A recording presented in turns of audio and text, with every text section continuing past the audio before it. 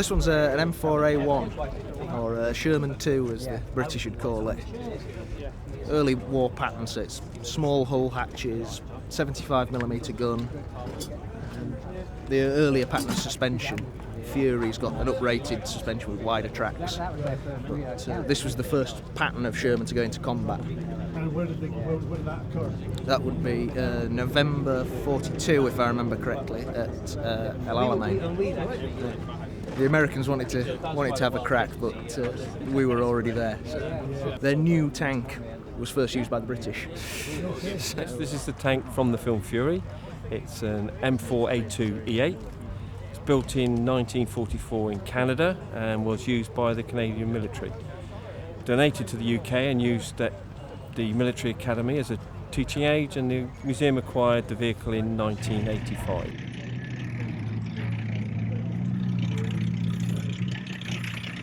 In 2011, the film company approached the museum, asked if they could use the tank as the hero tank in the film Fury, and the rest, as I say, is history. Crew of 5, 3 in the turret, that'd be commander, loader and gunner, and then you'd have the driver and the radio operator, hull gunner.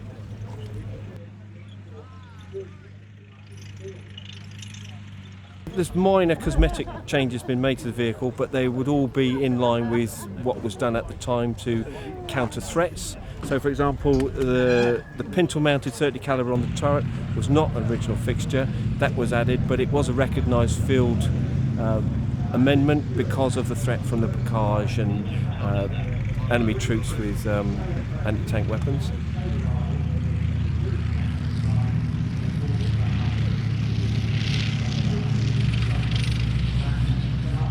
The first change was, if you look on this next tank, the gun shield is much narrower and there's no telescopic gun sight mounted next to it.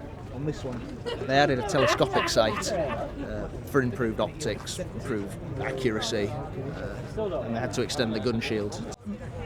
What tankers tended to do is put heavy items on the front of the vehicle to give them extra protection, so sandbags, spare wheels, bits of track. On the side, the wood does provide you a limited amount of extra protection, but that would be used when they encountered obstacles, ditches and things that they couldn't drive over. They would dump the logs into the holes to try and give them access.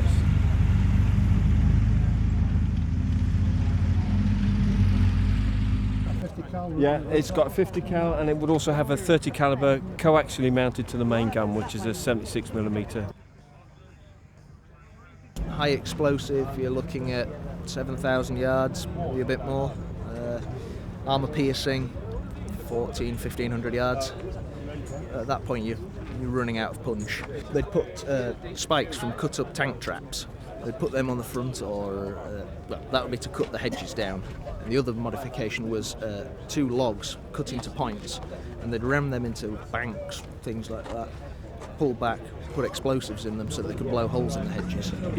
When they were new, they were probably the best tank in the world, and they stayed competitive through near enough the end of the war. Well, a number of books that came out at the time, and what would you call it, survivor bias.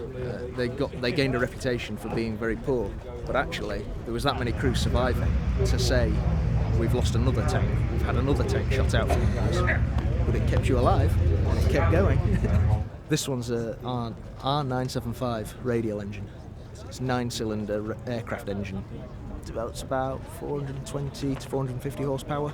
It's about 16 litres. If you read any accounts from the Second World War, most commanders would tell you that you'd have to have your head out the top to have a good idea of what's going on around you, which is why the mortality rate of commanders was quite high. At the museum here, we're not permitted to drive hull down, buttoned up, closed down, because health and safety, you can't see very much at all, and in small spaces like this, there's always a danger that you can hit something.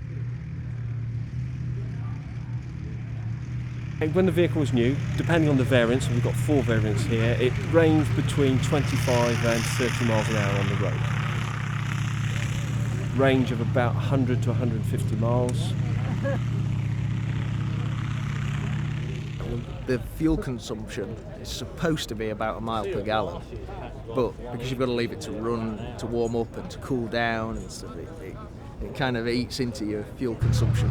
So it's supposed to be 120 miles on a full tank of fuel, but usually it's 80, and then we'll think about finding somewhere to refill.